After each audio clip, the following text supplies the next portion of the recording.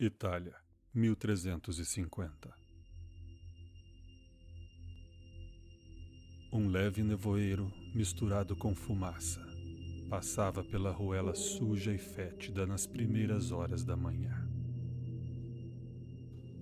Uma estranha figura vestindo roupas de couro negro, botas, luvas e uma máscara com olhos de vidro e uma espécie de longo bico, caminhava lentamente e observava os mendigos e camponeses jogados pelo chão.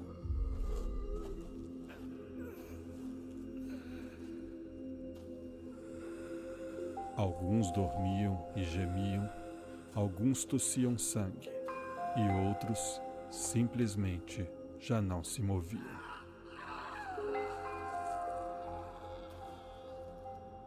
O chapéu, também de couro negro, que a figura usava, indicava que era um tipo especial de médico. Com uma vareta ornada, ele moveu o rosto de um corpo deitado na rua, revelando a face de alguém que já tinha morrido há algum tempo. Manchas de sangue velho escorriam por sua boca, e seu pescoço se encontrava tão postulento quanto as outras partes de seu corpo. O médico fez um sinal com a mão e uma carruagem surgiu dentre a névoa, puxada por dois homens corpulentos, que usavam uma suja touca de couro que cobria todo o rosto. Um monge os acompanhava e começou a falar alguma oração em latim enquanto os homens colocavam o corpo na carroça, sobre uma pilha de inúmeros outros corpos. Muitos pensavam que Deus estava castigando toda a humanidade, sem distinção. Na mesma pilha de corpos estavam ricos, pobres, religiosos do alto clero e profanos, homens e mulheres, velhos e jovens.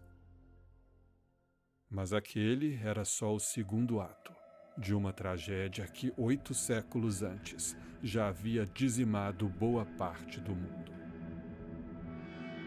Eu sou Christian Gurtner e esse é o Escriba Café.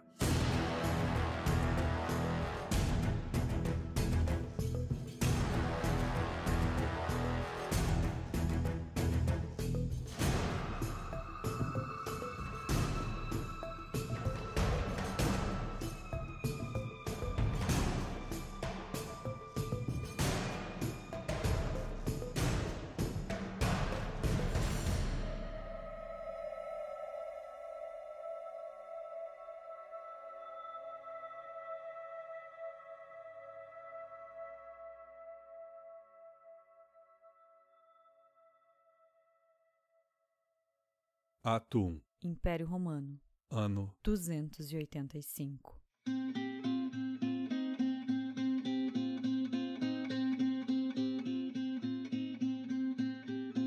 Roma começava a se afundar no caos. O imperador Diocleciano, tentando organizar o enorme território, divide o império em 2. O ocidental, sediado em Roma, e o oriental, que teria a capital em Constantinopla. Em 476, o Império Ocidental cai nas mãos dos bárbaros. Era o fim do maior império que o mundo já tinha visto.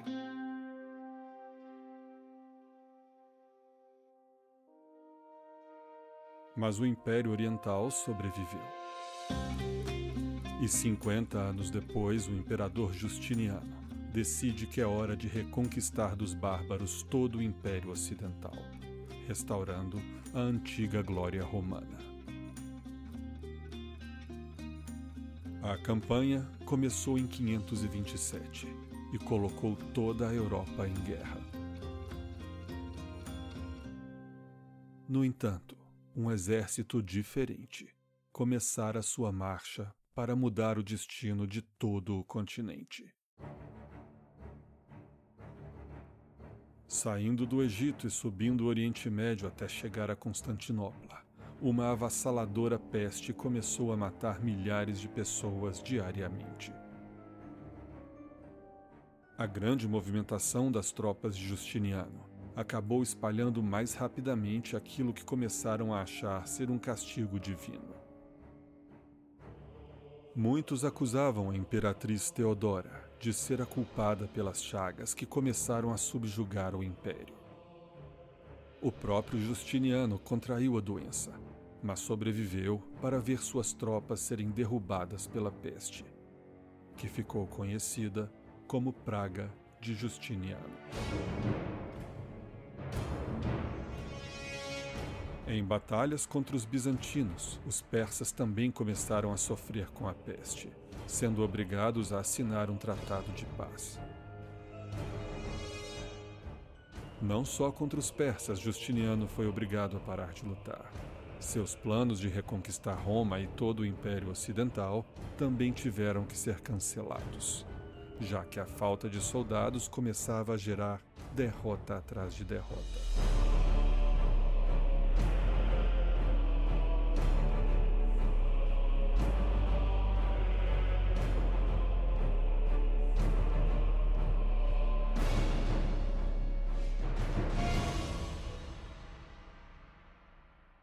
A peste era terrível para as vítimas. Conhecida hoje como peste bubônica, é causada por uma bactéria transmitida pelas pulgas de ratos.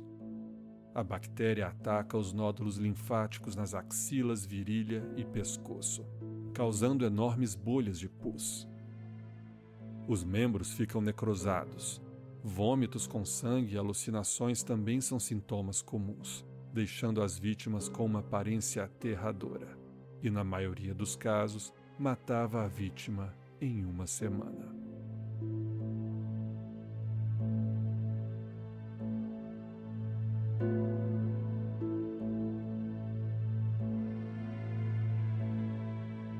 Menos de meio século depois, a praga de Justiniano, considerada a primeira pandemia da história, havia matado metade da população de Constantinopla e nos 2 séculos que perdurou, matou, dependendo da fonte, entre 25 a 60 milhões de pessoas, o que representava na época quase metade da população mundial.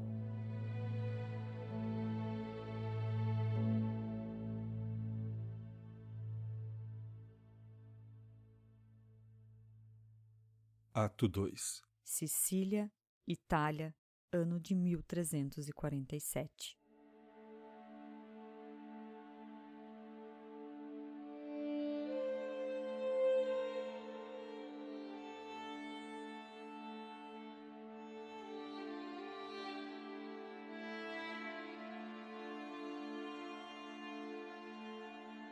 Doze galés genovesas atracam em Messina.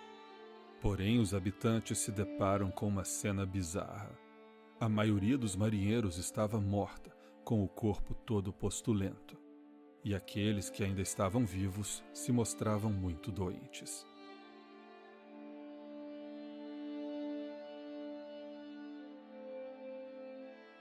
Enquanto a população mandava que aqueles homens fossem embora, desembarcaram alguns ratos pretos, da espécie Ratus ratus. Esses ratos, naturalmente domesticados, vivem muito próximos dos seres humanos para se alimentar e se aquecer. E naquela época, estavam presentes em barcos, casas e ruas. Onde houvesse humanos, era bem provável que esses ratos estariam juntos. Mas os ratos que chegaram nas galés genovesas traziam consigo um outro passageiro em seus pelos: pulgas. E essas pulgas, em especial, estavam infectadas com uma bactéria que mudaria novamente o destino da humanidade. Assim que os ratos começaram a passear pelas ruas de Messina, começaram a passar suas pulgas para outros ratos, que voltavam para as casas que habitavam, onde as pulgas acabavam mordendo humanos, e mordiam também outros ratos, que infectavam suas pulgas que passavam para outros ratos num rápido contágio por toda a cidade. Ao morder os humanos, as pulgas passavam a bactéria que logo se deslocava até os gânglios linfáticos. Uma semana depois, os sintomas começaram a aparecer nas vítimas: febre, inchaços com pus, dedos necrosados e alucinações. Havia tempo que chegavam rumores e histórias macabras de maldições e pragas que estavam devastando o Oriente. E de fato, novamente a epidemia surgia na China, mas para muitos, a Europa estava a salvo. Até que a peste bateu em suas portas. Desesperados com a rapidez com que a doença se espalhava por Messina e os terríveis sintomas, muitos fugiram para outras cidades, levando sem saber a doença com eles.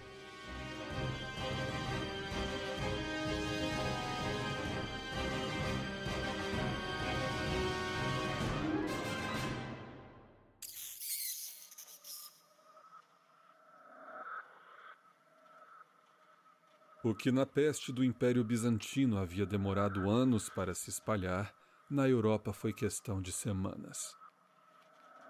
Quando chegou em Florença, em menos de 4 meses, mais da metade da cidade pereceu sob a peste, que continuava avançando. O problema é que a Europa do século XIV era um lugar muito diferente do Mediterrâneo de Justiniano. O número de pessoas na Terra havia aumentado muito, e a densidade demográfica em vários pontos do continente era enorme. Enquanto esse cenário propício ao ataque de vírus e bactérias se formava, a ciência ainda estava longe de entender e combater esses micro-organismos. E com as rotas comerciais movimentadas e interligando todas as cidades até as aldeias mais isoladas, a logística para uma pandemia de proporções bíblicas estava instituída. Navios repletos de ratos infectados levavam a peste para outras nações e a Europa rapidamente se encontrou em um cenário de devastação. Poucos meses após atacar a Itália, a peste domina a Espanha e a França, e em 1349 a Inglaterra já havia sido conquistada pelo exército de micróbios assassinos. A Europa estava caindo nação após nação. E no que Napoleão e Hitler futuramente falhariam, a peste negra venceu. Em 1353, Moscou é arrasada pela doença.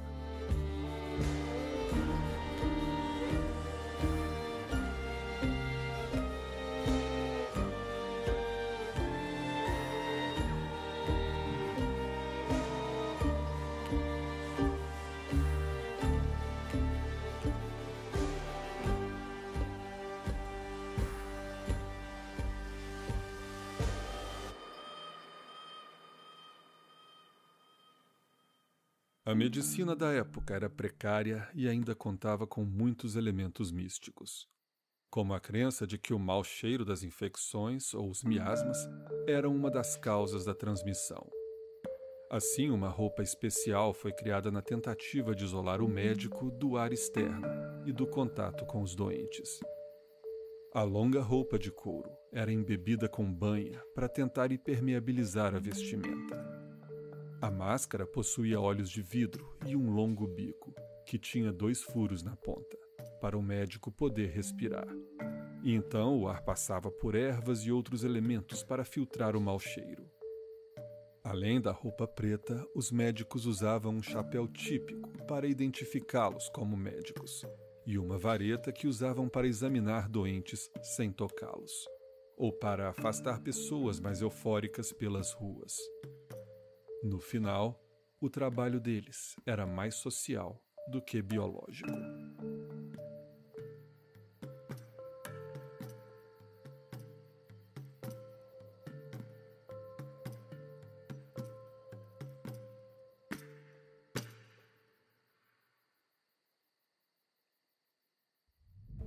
Com os médicos se mostrando de pouca ou nenhuma ajuda para conter a peste, as pessoas simplesmente não entendiam o que estava acontecendo.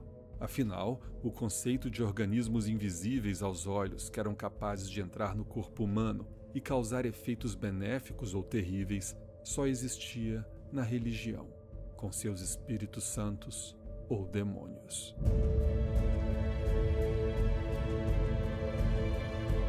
Muitos acreditavam que aquilo era um evento paranormal, principalmente porque pouco tempo antes de estourar a pandemia, um cometa havia passado pelos céus, fazendo as pessoas interpretarem aquilo como um sinal, já que um cometa era algo tão incompreendido quanto uma bactéria naquela época.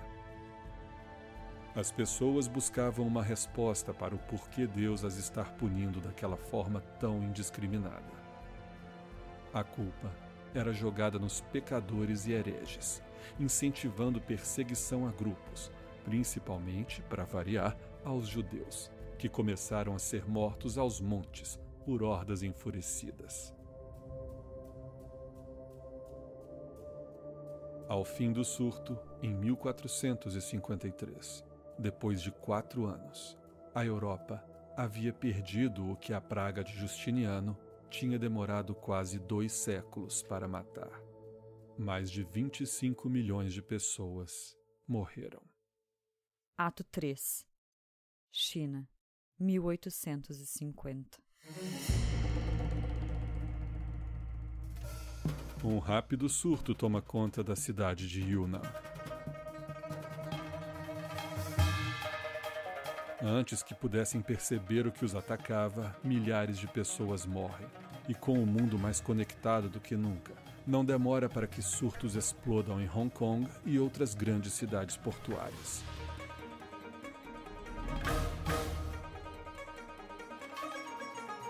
O que, com a grande movimentação de navios que cruzavam os oceanos, os ratos com pulgas infectadas foram levados para todas as partes do mundo, inclusive para o Brasil.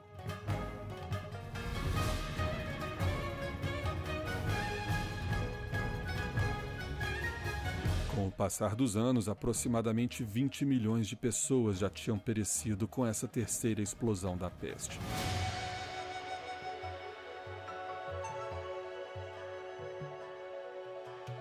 Contudo, no século XIX, o mundo era um lugar muito mais populoso do que a Europa na Idade Média. E assim, mesmo morrendo quase a mesma quantidade de pessoas que na peste negra, a porcentagem de mortes estava bem menor, o que significava que as coisas ainda poderiam piorar muito mais, resultando numa pandemia com números fatais assustadores. Mas não foi o que aconteceu.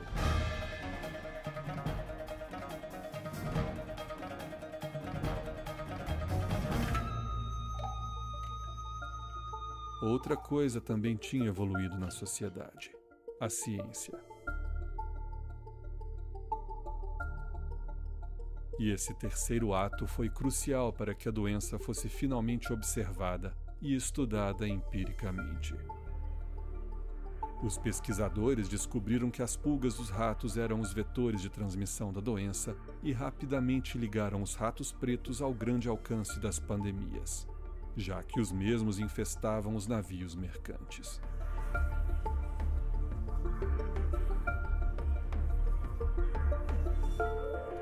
Em 1894, o bacteriologista Alexandre Yersin isola a bactéria responsável pela peste, recebendo o nome Yersinia pestis, em referência ao cientista. Essas descobertas levaram ao desenvolvimento de inseticidas, antibióticos e, futuramente, vacinas.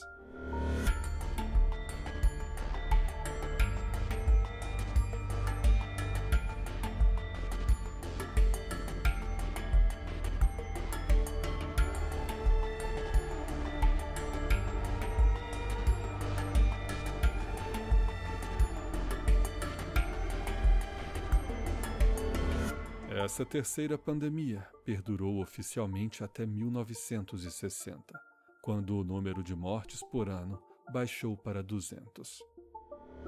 Era o fim da trágica ópera que, por quase 2 milênios, arrasou a humanidade.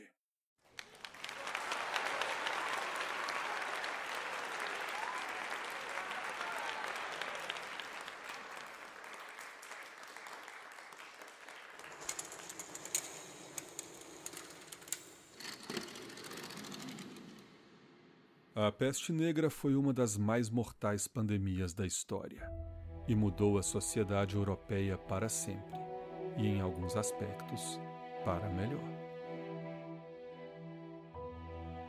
O enorme sofrimento das vítimas e o sentimento de piedade dos seres humanos fez a caridade crescer como nunca. A sociedade havia sido desestruturada, pequenos centros urbanos esvaziados e muitas terras se tornaram improdutivas por falta de mão de obra. Aqueles em condições de trabalhar ou eram especializados podiam agora cobrar salários. Os serviços e produtos ficaram mais caros e os trabalhadores ganharam mais voz. Até mesmo as mulheres receberam alguns direitos antes inimagináveis. As exigências por menores impostos e mais direitos acabaram por desencadear protestos. O povo não conseguiu, na época, muito do que exigia, mas o velho sistema feudal encontrou seu fim.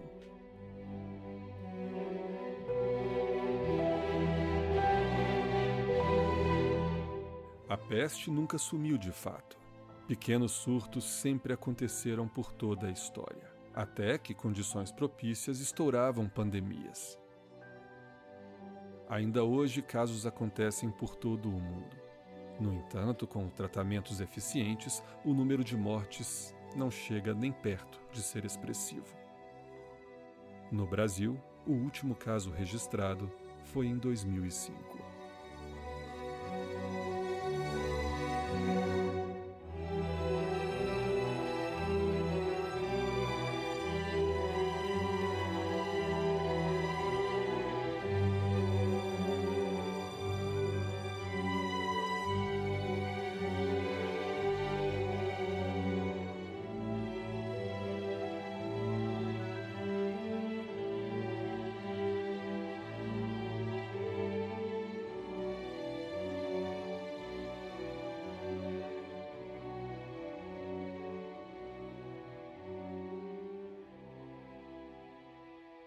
Senhoras e senhores, muito obrigado pela audiência.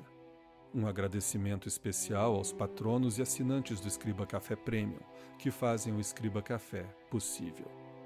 Acesse escribacafé.com para mais informações e também para deixar seu comentário sobre esse episódio. Lembrando que o Escriba Café também publica conteúdo diferenciado nas redes sociais. Siga no Twitter e Instagram. É só procurar por Escriba Café, tudo junto. A todos que me ouvem, o meu muito obrigado, um grande abraço e fiquem em paz.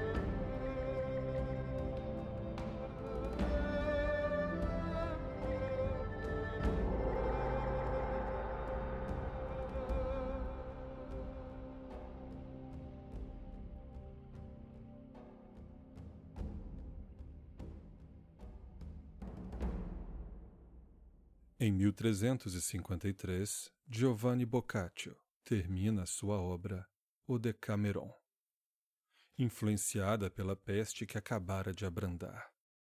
Várias passagens da obra nos dão uma visão de testemunha, como no trecho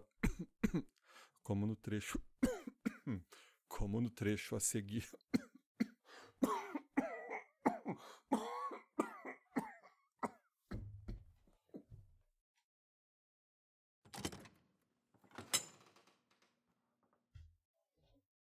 Ué, o Decameron?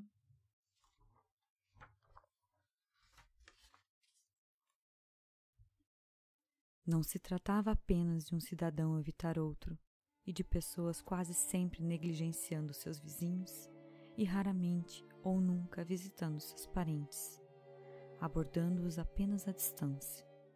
Esse flagelo havia implantado um terror tão grande no coração de homens e mulheres que os irmãos abandonaram os irmãos, tios seus sobrinhos, irmãs seus irmãos e, em muitos casos, esposas abandonaram seus maridos. Pior ainda, e quase incrível, foi o fato de pais e mães se recusarem a cuidar dos próprios filhos, como se não lhes pertencessem.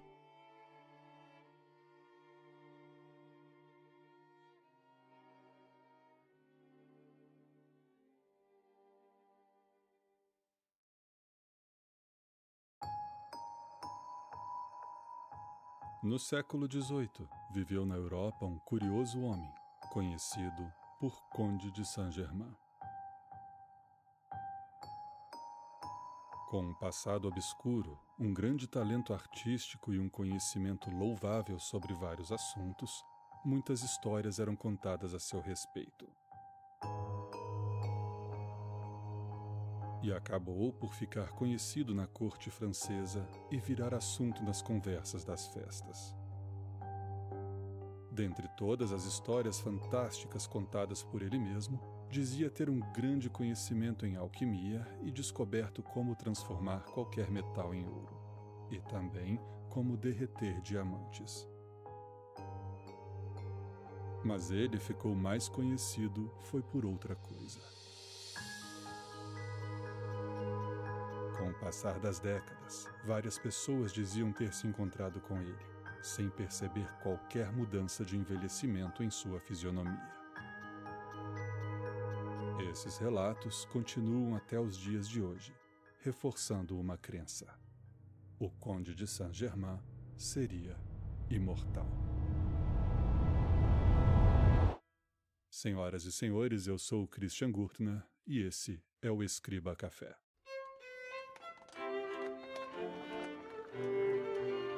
Era o ano de 1760. Paris estava movimentada. Pessoas e carruagens se misturavam pelas ruas, e as fofocas também. Chega aos ouvidos da Condessa de Georgie que um curioso visitante havia chegado à casa de Madame de Pompadour, cortesã do rei Luís XV. A Condessa ficou bastante curiosa quando foi informada de que o visitante era um tal Conde de Saint-Germain. Ela havia conhecido um Conde de Saint-Germain em Veneza, muitos anos antes, e estava ansiosa para rever tão interessante figura. Mas ao encontrá-lo, algo parecia errado. Ele estava exatamente igual ao Conde de décadas atrás. Ela perguntou se por acaso ele seria filho do homem que conhecera em Veneza. Ele respondera que não, pois ele mesmo estava em Veneza e fora ele mesmo que a cortejara naquela época. A condessa disse ser impossível, pois o Conde de Saint-Germain, que ela conheceu tantos anos atrás, aparentava ter 40 e poucos anos. E o conde que ali estava não tinha envelhecido nada. Madame, disse ele, eu sou muito velho.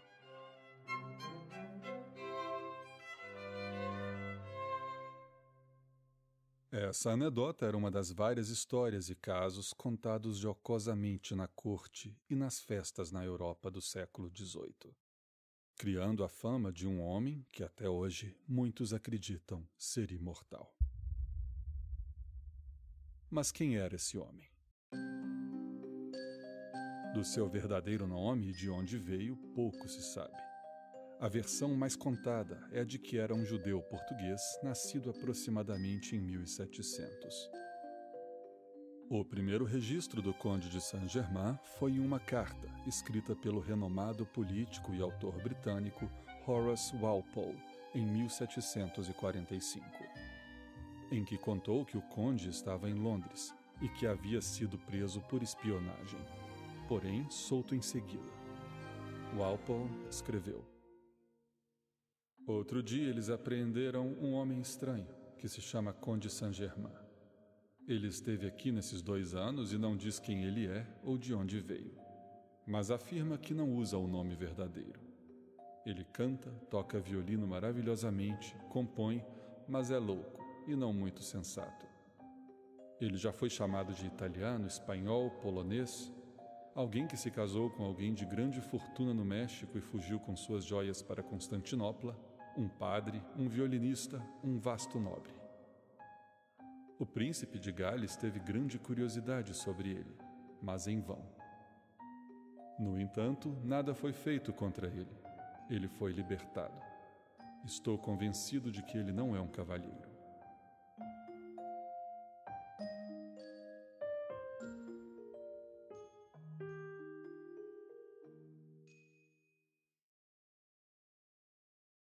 Em 1748, ele aparece na corte francesa.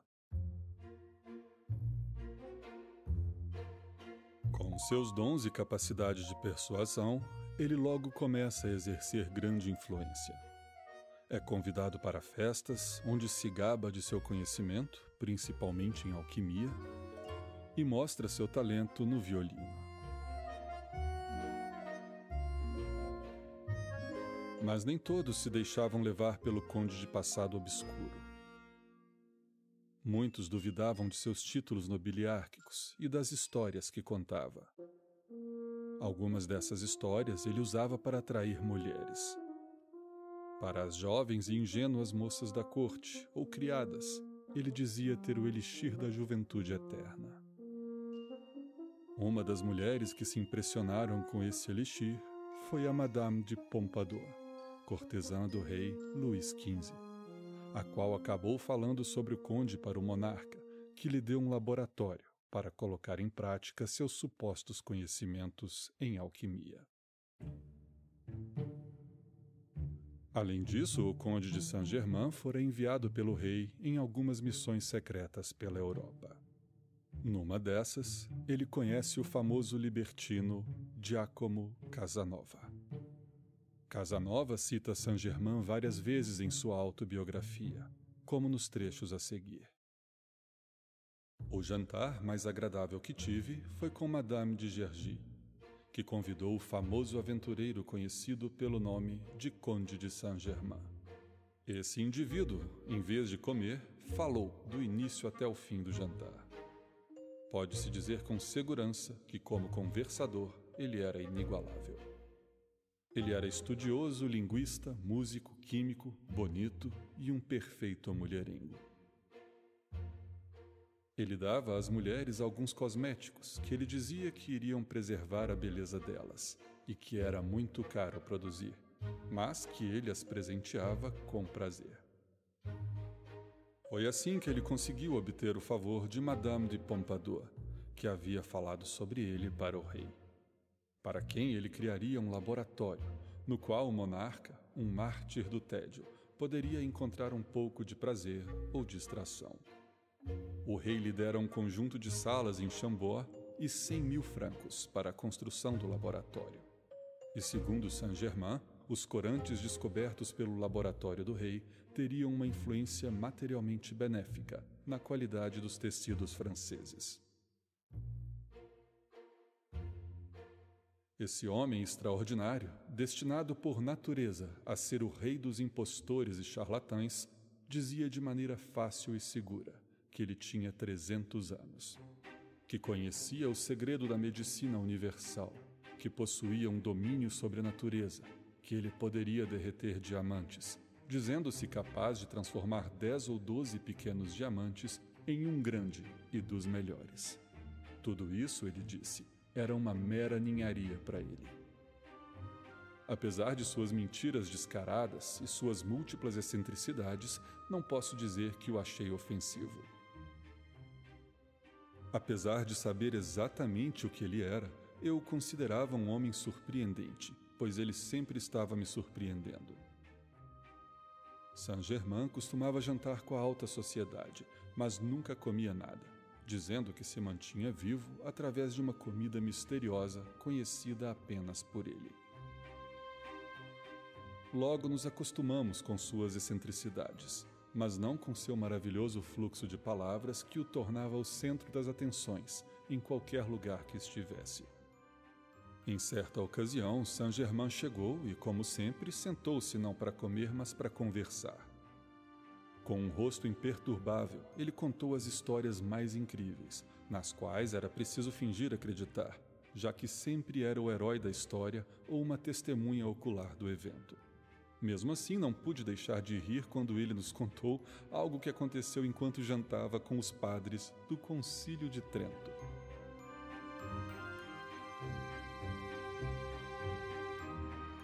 O rei estava tão iludido por esse grande impostor quanto a Madame de Pompadour, pois um dia ele mostrou ao Duque de Dupont um diamante da primeira água, pesando 12 quilates, que ele imaginou ter feito. Derreti, disse Luís XV, pequenos diamantes pesando 24 quilates, e obtive esse grande com 12. Assim aconteceu que o monarca, impressionado, deu ao impostor a suíte anteriormente ocupada pelo Marechal Saxe.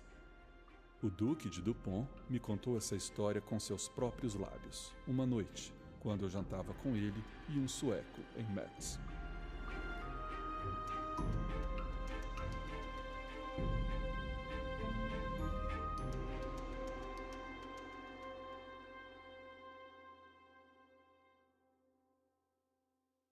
Por volta de 1760, o Conde de Saint-Germain chegou a interferir em uma disputa entre a França e a Áustria, o que causou grande hostilidade por parte de um nobre francês envolvido na disputa.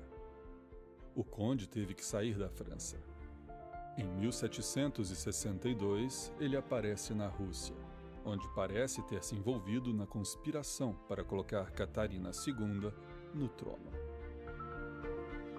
Pouco tempo depois, ele vai para a Alemanha, onde se encontra com o famoso charlatão Conde de Cagliostro. Os dois pseudo-condes convivem por um tempo, o que rendeu alguns registros sobre Saint-Germain nas memórias de Cagliostro, que afirmou que fora iniciado na maçonaria por Saint-Germain, e que esse era o fundador da sociedade secreta.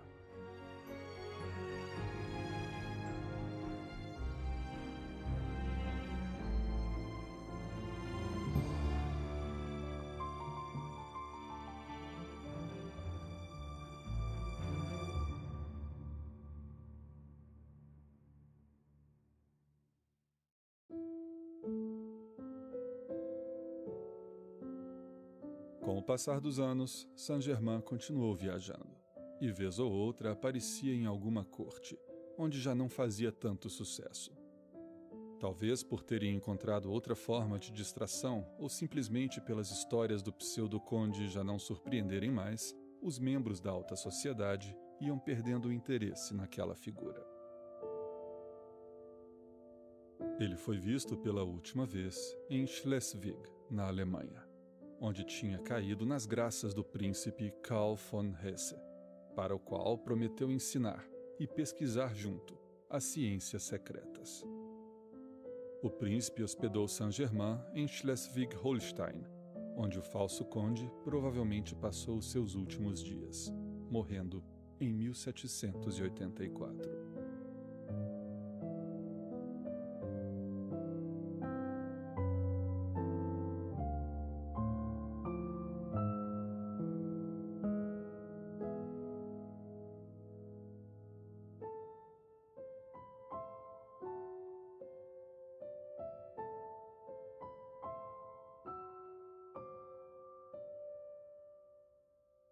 O homem havia morrido, mas suas histórias não. Anedotas e piadas, vez ou outra, eram contadas em festas e jantares, ironizando os supostos poderes que o Conde Saint-Germain dizia ter. Ele havia se tornado um personagem. Algo curioso, porém, acontece. Com o passar do tempo, começa a surgir histórias de que Saint-Germain, com a mesma aparência, é visto em diversos locais da Europa, muitas vezes usando outros nomes. A história fica mais intrigante ainda, quando mesmo já passado tempo o suficiente para que qualquer ser humano tenha morrido de velhice, os casos de encontros ou avistamentos continuam.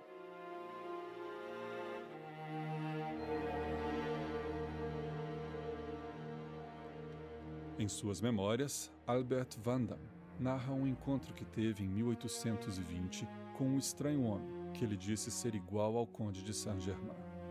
Ele escreveu: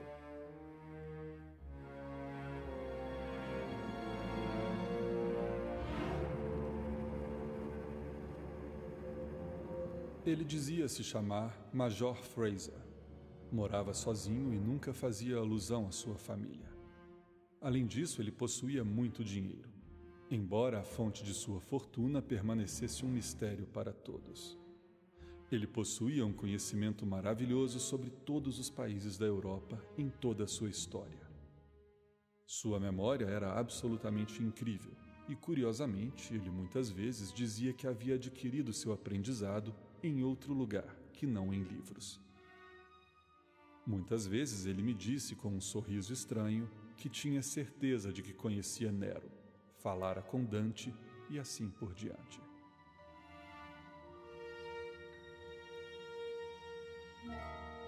Nunca mais se ouviu falar do Major Fraser. Esse tipo de relato continua surgindo até os dias de hoje. Seria esse homem realmente imortal? Pouco provável.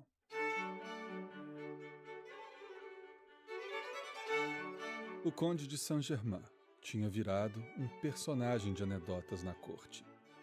E em seguida, um ou outro relato de estranhos encontros com o conde que não envelhecia, sem registro ou testemunhas, acabou criando uma lenda urbana.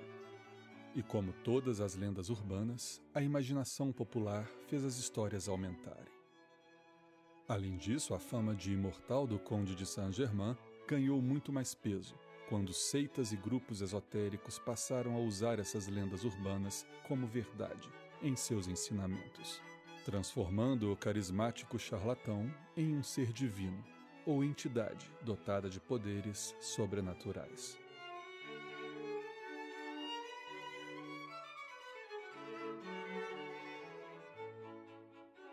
Há relatos, inclusive, de que ele vive até hoje e está morando em uma cidade holandesa. Porém, não é verdade.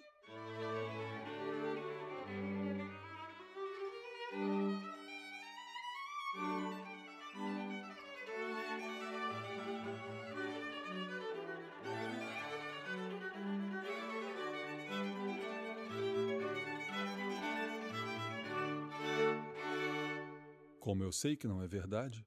Bem, eu nunca moraria o Conde de Saint-Germain nunca moraria na Holanda.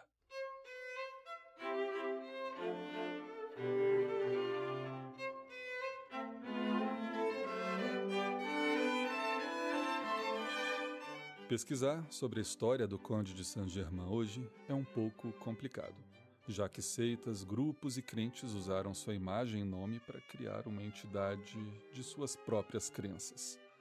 E geraram um enorme empilhado de material místico, fictício ou distorcido sobre a história do conde, para assim poderem encaixá-lo em suas superstições.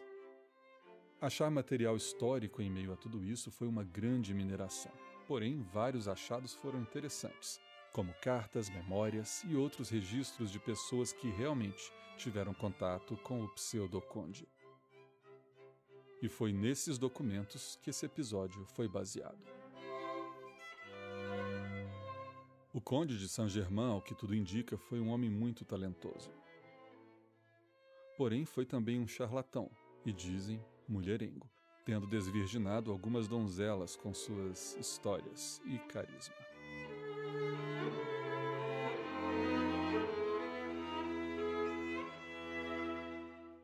Seu encontro com o Conde Cagliostro também é um evento interessante de se observar, já que a história e modus operandi de ambos pseudo-condes são muito parecidos. Ambos perambulavam pelas cortes e alta sociedade europeia com suas histórias fantásticas. Ambos empurravam a ideia de que tinham conhecimentos incríveis sobre alquimia e distribuíam para as pessoas-chave seus elixires mágicos. Muitos diziam, inclusive, que Saint-Germain havia descoberto o segredo da Pedra Filosofal, o santo graal de todos os alquimistas. E assim os rumores se espalhavam, e eles não faziam questão nenhuma de desmenti-los, já que viviam deles. Os seguidores e admiradores que eles faziam pelo caminho acreditavam que eles tinham séculos de idade. Há inclusive uma anedota contada nas cortes sobre isso. Dizem que perguntaram ao valet de Saint-Germain se era verdade que o conde tinha 700 anos de idade. O valet responde que não saberia dizer, já que estava com o conde só